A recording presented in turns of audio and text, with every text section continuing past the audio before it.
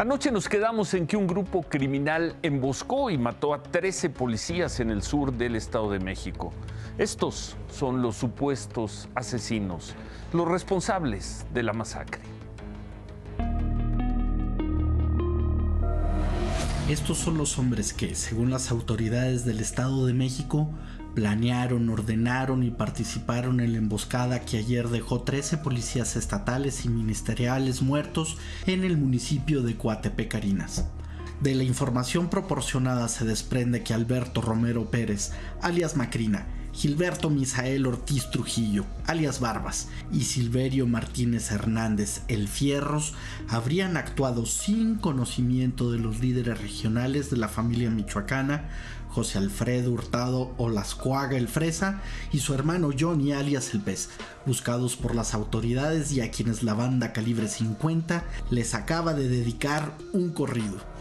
No somos de pleito, pero cuando quieran quiero. Aquí la gente no se raja, así somos por acá en Guerrero.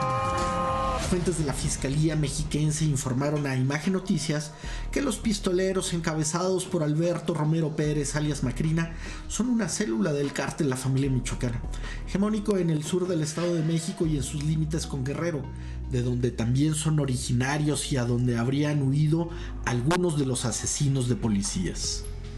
En el ataque participaron alrededor de 15 sicarios, uno de los cuales habría resultado herido, armados con fusiles AK-47 y AR-15. La célula responsable del ataque tiene como principal negocio la extorsión generalizada en los municipios de Coatepec, Carinas, Almoloya de Alquiciras y Zacualpan, donde el martes pasado autoridades mexiquenses y federales lograron el aseguramiento de armas y vehículos robados. Este operativo habría tenido por respuesta de parte de los criminales solo 48 horas después la emboscada a la entrada de Llano Grande, la comunidad de Coatepec, Carinas, en que ocurrió la masacre. Hoy a mediodía, policías ministeriales apoyados por estatales detuvieron a una decena de sujetos sospechosos a quienes trasladaron a la fiscalía en este vehículo blindado.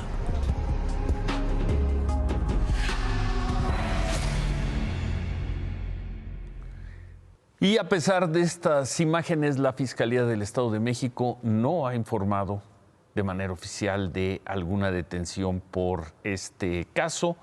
Vemos que hay 3 personas por quienes se pide una recompensa y vimos que se detuvo a una serie de personas ahí en el lugar donde ayer fue la masacre, pero hasta este momento no se reportan detenidos. Sobre la otra historia que presentamos anoche, las imágenes del asesinato, el feminicidio de Nancy Jacqueline Peralta, una mujer policía de 35 años. El principal sospechoso de este crimen, como lo vimos ayer, es su pareja, también policía, un señor de nombre Gustavo García. Hoy obtuvimos más información.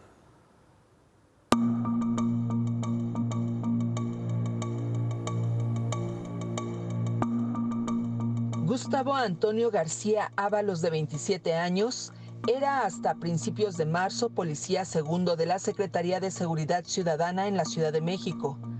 Hoy es el principal sospechoso en la muerte de su pareja Nancy Jacqueline Peralta Romero, también policía, luego de que el pasado 3 de marzo saliera huyendo momentos después de que las cámaras de seguridad captaran a Nancy Jacqueline cayendo desde el 4º piso del edificio donde vivía en la colonia Anáhuac. Para sus compañeros del sector Chapultepec, donde conoció a Nancy Jacqueline, Gustavo no era un buen policía. Señalan que constantemente pedía licencias para ausentarse e incluso afirman que consumía cocaína. Sí, pero pues es que no mames, no sé ni qué pedo, o sea, no sé ni qué pasó, ni qué pedo. Yo estaba acostado en la cama, sí discutimos, pero ya después ella me gritó y yo cuando vi ya estoy aventado en la casa. La posición en la que se encontró el cortinero de la ventana por donde cayó Nancy Jacqueline, más el trapo que dejó Gustavo al salir del lugar y su huida con el teléfono celular de Nancy Jacqueline, son algunos de los elementos que lo convierten en el principal sospechoso. Ayer, un juez de control liberó una orden de aprehensión en su contra. Que si no debías nada, Gustavo, debiste de haberte quedado. Ni siquiera sabes cómo está Jacqueline y la dejaste sola. Pues sí, yo me estoy moviendo, ya estoy marcando, yo voy para allá. No tengo la manera, no tengo las llaves de la moto, no tengo nada. ¿Te estás moviendo para qué? ¿Ya para qué? ¿O qué vas a hacer? Jacqueline ya no está ahí. No se la llevaron.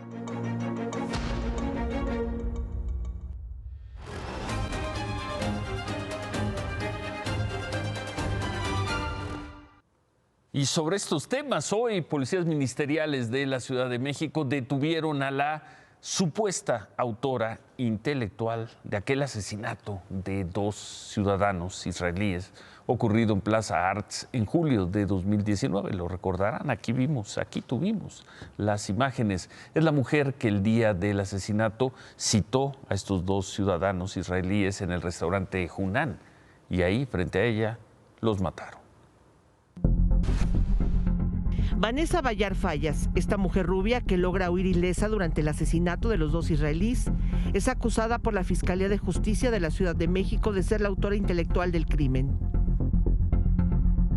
La Fiscalía señala que ella citó en ese restaurante, el Hunan de Plaza Arts, a los 2 israelíes, presuntamente para entregarles 20 millones de euros.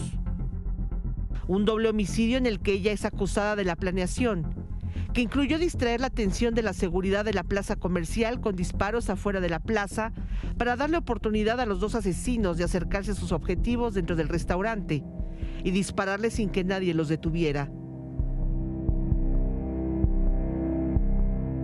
Vanessa Bayar Fallas fue detenida la noche de ayer en la calle Crepúsculo, número 11, Colonia Insurgentes Cuicuilco, Alcaldía Coyoacán. Los asesinos materiales fueron los primeros en ser aprehendidos. Esperanza Gutiérrez, la mujer detenida el mismo día del atentado. Su cómplice Mauricio Irán Suárez, detenido el 6 de septiembre de 2019. Y el presunto coordinador del atentado, Carlos Fernando Huerta, detenido el 12 de septiembre del año pasado. La investigación de la Fiscalía de Justicia de la Ciudad de México señala que detrás de este caso está el cártel Jalisco Nueva Generación, y que Vanessa Bayar Fallas es una de las operadoras financieras de ese cártel.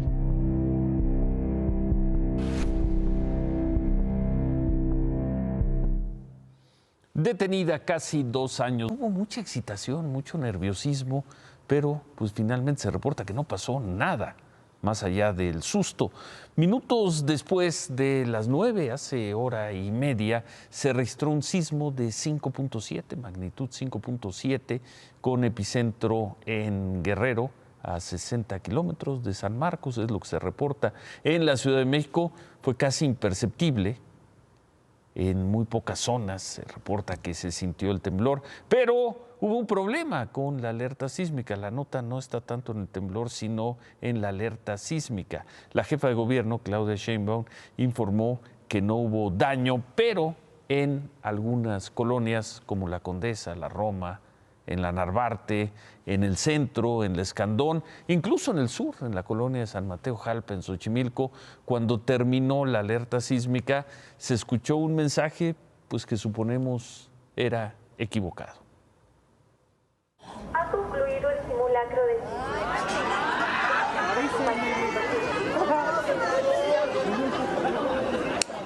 Algo falló, funcionó muy bien la alerta, pero al final se dijo que era un simulacro. El Centro de Comando y Control, el C5 de la Ciudad de México, respondió vía Twitter. Después de revisar el sistema de alerta sísmica, se identificaron 974 postes que al finalizar, 974, que al finalizar la difusión de la alerta reprodujeron un mensaje indicativo de simulacro. Esto ya se corrigió. El C5 ofrece disculpas a la ciudadanía por ese lamentable error. Entonces, no pasó nada, qué bueno, al menos es lo que se reporta hasta este momento, pero hubo un error en algunos de los postes que decía que era un simulacro. Protección Civil Federal informó que el sismo se sintió también en Guerrero, Oaxaca, Puebla, Morelos, el Estado de México, pero en ninguno de estos lugares se reportan daños ni personas afectadas.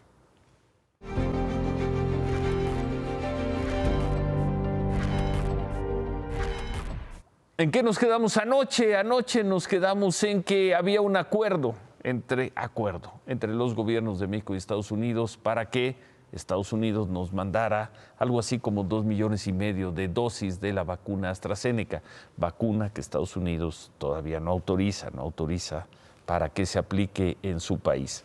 Se dijo que era un préstamo de vacunas, quedaban muchas preguntas. La principal de ellas es ¿cuándo llegarían o cuándo van a llegar a México esas vacunas de AstraZeneca? Hoy se despejaron algunas dudas. El gobierno de Estados Unidos ha decidido ayudarnos y enviar 2,700,000 dosis de vacuna AstraZeneca. Le agradezco en especial al presidente Biden. Muy temprano, el presidente López Obrador confirmó que la próxima semana llegarán a México 2,7 millones de vacunas de AstraZeneca gracias a un acuerdo con el gobierno de Estados Unidos. El acuerdo consiste, según explicó el canciller Marcelo Ebrard, en que AstraZeneca envía a México 2,700,000 vacunas que están en Estados Unidos y más adelante serán descontadas del contrato de 77 millones de dosis que México firmó con la farmacéutica. Con estas vacunas podrán aplicarse 870,000 segundas dosis a adultos mayores y 1,800,000 primeras dosis.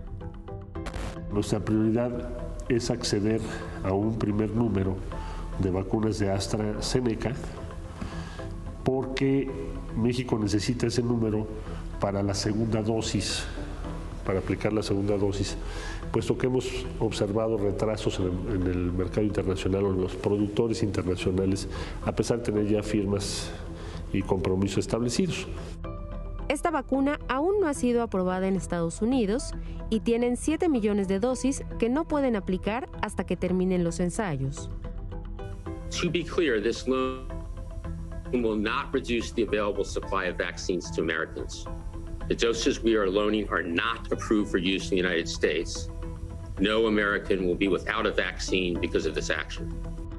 El canciller Marcelo Ebrard aseguró que este acuerdo no implica que se haya negociado por otra cosa. Dijo que se busca una buena relación de cooperación con ambos países. Y el presidente López Obrador dijo cómo va a pagar México por estas vacunas. ¿Qué vamos a dar a cambio? Lo que siempre hemos dado, amistad y cooperación en todos los órdenes. Pagaremos con amistad y cooperación, dice el presidente López Obrador. El presidente y el canciller Ebrard insistieron en que no se negoció otra cosa con Estados Unidos a cambio del préstamo, del adelanto de estas vacunas. Hoy, por cierto, y de ahí también las dudas, hoy, por cierto, arrancó, hay una coincidencia con los tiempos, el operativo para resguardar y vigilar los llamados puntos ciegos o vulnerables de la frontera de Chiapas. Es la medida anunciada ayer para cerrar el paso no esencial de migrantes por la frontera sur. Pues quizás es una coincidencia, pero estas imágenes son de hoy en la frontera sur. Se desplegarán, se dijo, a más de 2,000 elementos, tanto el Instituto Nacional de Migración como a personal de salud, soldados, marinos, guardias nacionales. Las personas que van a participar, los elementos fueron presentados temprano, así además, con este despliegue en Tuxtla Gutiérrez, y se informa que esta noche ya están operando en distintos puntos de revisión de la frontera. El gobierno mexicano dice que no se negoció nada que tenga que ver con migración a cambio de este préstamo de vacunas de AstraZeneca. Puede ser simplemente los tiempos coinciden y algunos medios, sobre todo en Estados Unidos, aseguran que esto es parte de un acuerdo entre los dos gobiernos. Vacunas por reforzamiento en las medidas de migración, contener a los migrantes centroamericanos. En el cuanto a las vacunas, en México, en Guadalajara, la vacunación va a comenzar mañana a las 8. Sin embargo, y como hemos visto en otros lugares del país, pues hay personas que ya están haciendo cola, llegaron desde temprano. Hoy se habla de hasta 1,500 personas formadas en centros de vacunación instalados al menos en el Parque San Jacinto. La Secretaría de Salud de Jalisco informó que mañana a las 6, van a repartir las fichas, van a respetar el orden de las filas y dependiendo del número de dosis asignada por día, se respetarán los turnos de las fichas, se reparten fichas, las que alcancen ese día y si no, pues para el día siguiente. Señora, buenas tardes. Veo que tiene su casa de campaña. Sí, a quedarnos a dormir y descansar un rato. ¿Desde a qué hora llegó? ¿Cuándo llegó más bien? Ayer, a las 6 de la tarde. Ayer a las 6 de la tarde. ¿Y por qué con tanta anticipación? Pues para que alcancemos a vacunarnos. Bueno, en Ciudad de México, Estado de México, en general, en todo el país donde se vacunó hoy, no se reportan mayores problemas. Hay un aprendizaje, qué bueno. La cifra de esta noche, las cifras de COVID, mexicanos que perdieron la vida en las últimas 24 horas, reconocidos por la autoridad, 613, el acumulado reconocido por la Secretaría de Salud, superó las 197,000 personas. Si sumamos, como hacemos todas las noches, las cifras del INEGI, el total de mexicanos reconocidos por las autoridades que han muerto por coronavirus, es ese número que veían en pantalla. Un año del cierre de las escuelas. Este viernes de hace un año, en muchas escuelas fue el último en el que se dieron clases. Bueno, a un año las Secretarías de Salud y de Educación Pública, y no es broma, sostuvieron su primera reunión, la primera, para evaluar cómo va a ser el regreso a clases presenciales en los estados que estén en semáforo verde. La secretaria de Educación, Delfina Gómez, y el secretario de Salud, Jorge Alcocer, se reunieron para revisar el protocolo nacional. Lo que sí se dijo es que la secretaria Delfina Gómez va a estar la próxima semana en Campeche, en donde pues se quiere que se regrese a clases en abril. Por lo pronto ya se reunieron. Las cifras del mundo, las cifras con las que termina la semana hábil.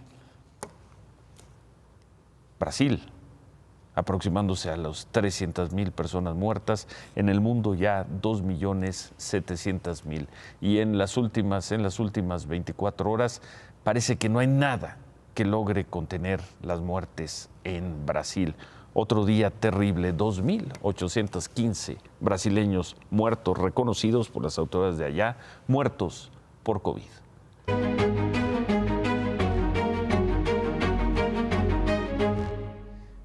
Y a juzgar por cómo termina la semana, pues la semana la va ganando un juez y se la va ganando al presidente de la República, pero es solo una semana. El lunes, recordarán, el presidente López Obrador se fue durísimo contra un juez que la semana pasada había concedido suspensiones provisionales a la recién aprobada reforma a la industria eléctrica. Así empezó el lunes, el presidente le mandó una carta al presidente de la Suprema Corte de Justicia y hoy, viernes, este juez, Juan Pablo Gómez Fierro, otorgó una suspensión ya definitiva, ya no provisional, definitiva contra la ley de la industria eléctrica al considerar que afecta la libre competencia y produce daños irreparables al medio ambiente. Esta suspensión fue solicitada por 2 empresas del sector eléctrico, pero el juez señaló que debe tener efectos generales para todas las empresas que se consideren afectadas. El juez explicó también que otorgar una medida solo a esas 2 empresas, pues le estaría otorgando una ventaja indebida frente a otras empresas y además podría ocasionar distorsiones en la industria y afectar la competencia. El juez termina la semana diciéndole a quienes tanto lo han criticado y tanto lo han linchado en las redes sociales que de la suspensión provisional pasa a la definitiva. ¿Qué ocurre ahora? El gobierno va a tener 10 días para apelar ante tribunales. Por la mañana conversamos con el ministro presidente de la Suprema Corte, con Arturo Saldívar, y nos dijo que por la relevancia que tiene este caso, después de resoluciones del juez, de apelaciones, este caso terminará seguramente en la Suprema Corte. Le preguntamos al ministro Saldívar sobre la carta que le envió al presidente López Obrador para pedir que se investigue al juez Juan Pablo Gómez Fierro. El ministro Saldívar nos dijo que ese no era el sentido de la comunicación que le mandó a la Judicatura y nos dijo esto, nos dijo que hasta este viernes nadie en el Poder Judicial mexicano está investigando al juez Gómez Fierro. Hasta este momento no se ha abierto ninguna investigación en contra de este juez. Se está analizando si hay elementos para abrirle en su caso. Y en caso de que no haya ningún elemento, se desecha esta queja. Nadie está investigando al juez que hoy concedió la suspensión definitiva. El ministro Saldívar dijo que tiene una relación de respeto y de afecto con el presidente López Obrador y dijo que está garantizada la división de poderes en México. Le dijimos que por qué se le veía tan cerca del presidente y concretamente le preguntamos, ¿qué hace usted, presidente de la Corte, hace unas semanas, a principios de febrero? ¿Qué hace usted en la inauguración de pistas en el aeropuerto de Santa Lucía? Fui invitado a el Día de la Fuerza Aérea Mexicana. Sí. Y es común que los presidentes de la Corte, no de ahora, de siempre, asistan a ese tipo de días simbólicos para las Fuerzas Armadas. No hubo nada atípico, es una deferencia y una cortesía entre poderes. Yo soy quizás el presidente de la Corte que a menos eventos he ido. Eso también tampoco se dice. El ministro presidente de la Corte, de la Suprema Corte de Justicia, Arturo Saldívar. El presidente López Obrador señaló hoy, acusó a varias empresas de recibir subsidios para el pago de electricidad. Dijo que estas empresas presentaron amparos contra la ley eléctrica precisamente para seguir recibiendo esos subsidios y pagar menos. Paga más una familia de clase popular o de clase media que lo que paga un Oxxo de luz. Y ahora que se ampara Bimbo y que se ampara Walmart, es un descaro ya. ¿Cómo van a acudir al amparo para seguir manteniendo subsidios? ¿Les debería dar vergüenza? Según el presidente, cuando menos estas tres empresas, Walmart, Oxxo, que es Grupo FEMSA, y Bimbo, cuando menos estas tres empresas están recibiendo subsidios indebidos. Dos de esas tres empresas le respondieron al presidente. FEMSA, la propietaria de Oxxo, respondió: actuamos siempre apegados a la legalidad, y dijeron que el año pasado Oxxo le pagó a la Comisión Federal de Electricidad 1,576 millones de pesos. Bimbo respondió que paga en su totalidad sus tarifas eléctricas, que lo paga todo conforme a la legislación aplicable en los países donde opera, incluido desde luego un país llamado México.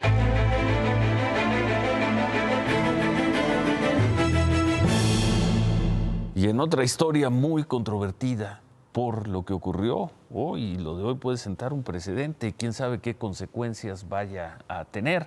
Hoy la llamada sección instructora de la Cámara de Diputados, que es la encargada del proceso para quitarle el fuero al gobernador de Tamaulipas, Francisco García Cabeza de Vaca, para que pueda ser juzgado y en su caso encarcelado.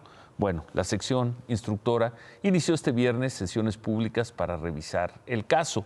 Había mucha inquietud porque uno de los invitados a esta audiencia era el titular de la Unidad de Inteligencia Financiera, Santiago Nieto, y según la defensa del gobernador Cabeza de Vaca, el señor Santiago Nieto no podía revelar mayor información. Esto fue lo que ocurrió.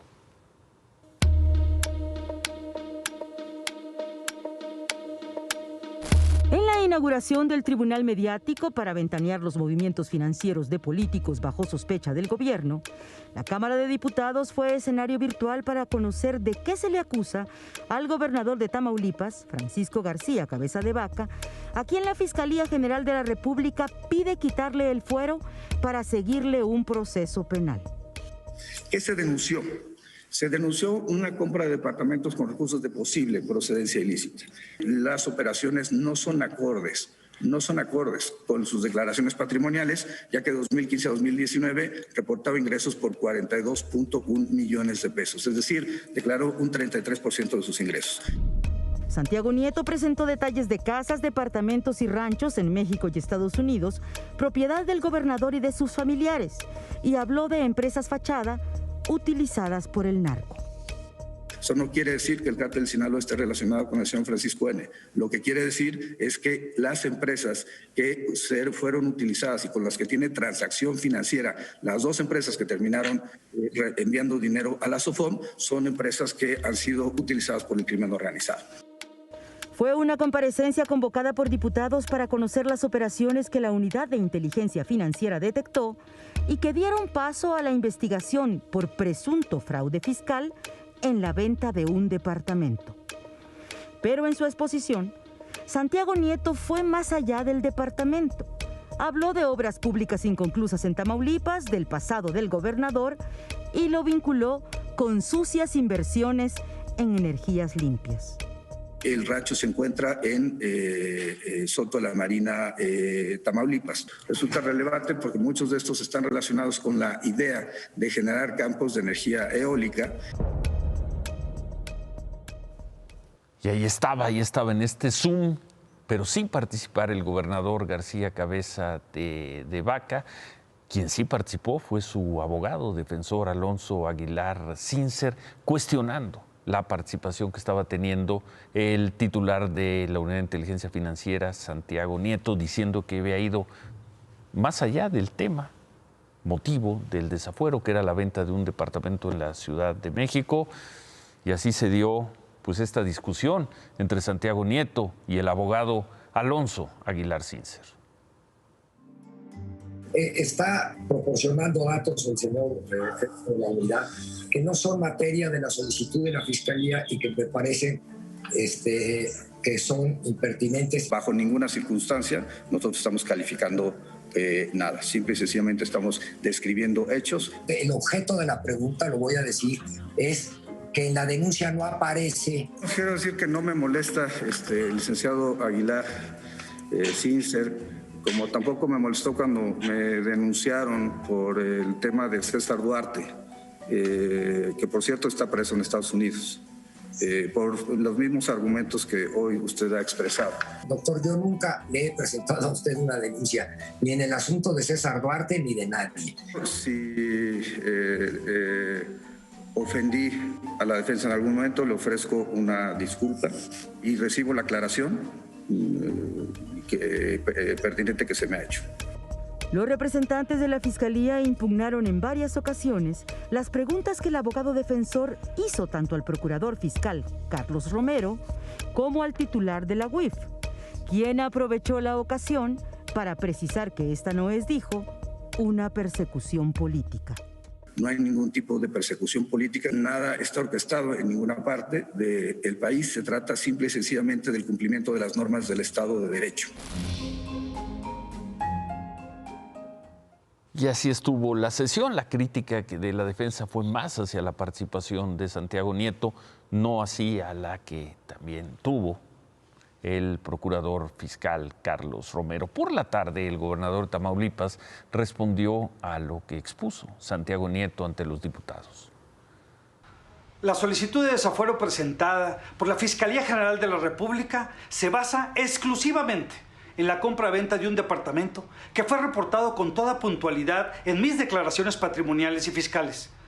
Resulta lamentable que el doctor Nieto Castillo exponga información que no guarda vinculación con el caso. Peor aún, que además incluyera datos y conjeturas notoriamente falsas. En esta audiencia quedó más que claro que no hay pruebas en las denuncias y en el expediente de todas esas fantasiosas imputaciones. Ninguna de las casas que mostró en su presentación es de mi propiedad. La realización de esta audiencia pública vulneró los derechos humanos a la presunción de inocencia y a la privacidad, debido a que se formularon especulaciones sin sustento y se difundió información imprecisa y descontextualizada sobre mi patrimonio y el de terceros. Hoy yo, el padre del análisis superior, no tiene ganas de decirle que las cosas están saliendo con el guión que yo les dije aquí. A ver, siguen saliendo como yo lo dije en el guión. Van a llegar a la Suprema Corte, se va a declarar. Se va a declarar anticonstitucional. Hoy nos lo dijo, como viste, el propio presidente de la Corte. Esto va a acabar en la Suprema Corte. Va a acabar en la Suprema Corte. Y ahí va a pasar la ley. Va a pasar la ley. Pero ¿por qué no usamos el tiempo de manera constructiva? Sí va a pasar, sí va a pasar. No, la van a declarar anticonstitucional. Ciro, la van a declarar. ¿Y por qué no usamos el tiempo de manera inteligente? Venga. ¿Por qué no, en lugar de estar viendo que si pasa este amparo, que si no pasa este amparo, que si esto, que si el otro, por qué no nos preguntamos qué necesita la industria eléctrica de México? Para el gobierno y para los diputados, senadores de Morena, esa ley. Pues están equivocados. Para ellos Hoy, no hay ninguna duda. Le dicen a FEMSA, es que los Oxxos no pagan luz, producimos el 70% de nuestra energía, no contaminamos el ambiente, somos mejores que 128,000 carros recorriendo las... Esos son los temas que se tienen que discutir cuando decimos no a la energía eólica. ¿Que se tienen que discutir quién? Los mexicanos con los legisladores para que se llegue a una discusión. Ya votaron la semana pasada. Si el presidente ya dijo la semana pasada que no bien pierda el juicio, porque lo va a perder. Va en contra de la Constitución, va en contra del Acuerdo de París, del Tratado de Libre Comercio. Lo va a perder, Ciro. Lo va a perder. Pero ¿por qué no nos esperamos a que se pierda el juicio y antes de perderlo hacemos la reforma que se necesita? Hacemos los mexicanos, sí. Como usuario. A ver, yo como usuario. Hazla tú, a ver. A ver, ahí va. Sí, yo como usuario. A ver. Convence y además. Yo como usuario de energía eléctrica, 1, quiero que se respete el medio ambiente. 2, que la energía sea barata y accesible. 3, que no importa el origen de dónde venga, si viene de combustóleo, malo porque daña la ecología. Si viene de luz solar, si viene del viento, está perfecto. Eso yo quiero y eso se tiene que discutir en un parlamento abierto. Sí, Ciro, por favor. O sea, todos los mexicanos. ¿Tú qué quieres de la energía eléctrica? No, yo no sé. ¿Quieres rescatar a CFE? Ver, ¿tú ves este programa? ¿Lo viste las 2 últimas semanas? Lo veo todos los días. Ya se acaba de dar una votación. Por eso, el presidente una votación dijo, no equivocada. Una coma, se equivocaron los legisladores. Lo dije el 17 de febrero y lo sigo diciendo. Se equivocaron los diputados. La Comisión de Energía decía que iba mal la ley. Y dijeron, no, pues mejor callamos como momias para que pase y no sé qué. Entonces no nos estamos haciendo la pregunta verdadera. ¿Cómo mejoramos la energía eléctrica para los mexicanos? Pregúntales a ellos. Por eso, a ver, que cuente como... Échamelo y me voy a rematar solo. Señores legisladores, miembros del gobierno todos, por favor, dejen de pensar en el juicio y piensen en el mejor interés de los mexicanos que usamos energía eléctrica, es decir, de todos. Buenas noches. Atiéndanos, señor presidente. Tenemos 5 meses sin agua en el ejido. Y ahorita mandé al alcalde para que hagan nuestras peticiones. Háganos caso, señor presidente. Imágenes inquietantes hoy en Coatzacoalcos. El presidente sigue confiando en la buena fortuna. Regresamos con esas imágenes, con el fútbol, con el América, con Roberto López. Volvemos. A mes y medio de llegar a la mitad de su gobierno, porque eso falta para llegar al 50% de su gestión, el presidente López Obrador sigue confiando su seguridad esencialmente en la nobleza de la gente y en la buena fortuna. Imágenes de hoy en Coatzacoalcos. Señor presidente, tenemos 5 meses sin agua en el ejido. Y ahorita mandé al alcalde para que hagan nuestras peticiones. Háganos caso, señor presidente. No, ¿con quién? Llévesela ahora. Llévesela.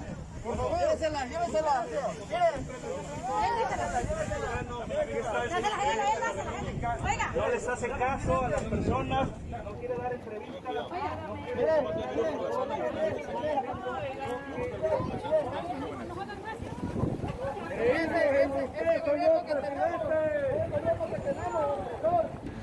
Imágenes de hoy, parece que nada hará cambiar de opinión al presidente.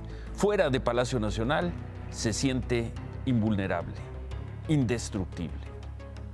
Confía en la nobleza de la gente y en la buena fortuna. Ojalá así sea. Se quedan con Que Importa. Gracias, buen fin de semana. Ánimo.